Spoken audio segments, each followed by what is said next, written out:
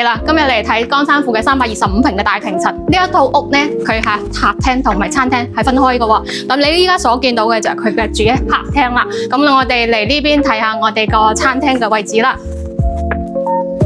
餐廳嘅位置嘅話，佢係滿足到10幾個人嘅食飯嘅地方嘅喎。咁如果你啲朋友過嚟啊，嗰個幫下手煮下飯嘅位置都係好足夠嘅喎。你睇下，而且仲可以邊煮飯邊睇住我哋嘅板象山景啦。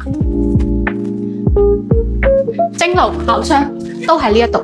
跟住我哋嚟睇下我哋啲房間啦。咁房間呢一邊嘅話，你可以睇下呢一度呢就係你嘅兒童房啦。都係望到山景嘅喎。咁我哋嚟睇下爹哋媽咪嘅房啦。呢一度呢嘅個房間都係做嘅套間嘅，咁同出邊嘅洗手間都唔會有太大嘅影響嘅喎。睇下我哋嘅山景啦。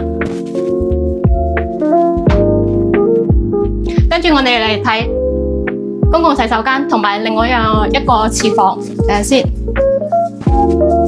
風格都好唔錯嘅，佢呢種設計。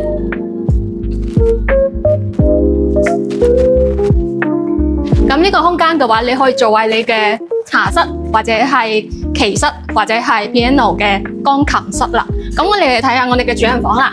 主人房嘅開間，你睇下嗰個唔係主人房嘅洗手間，唔使點樣睇啦，就係超大。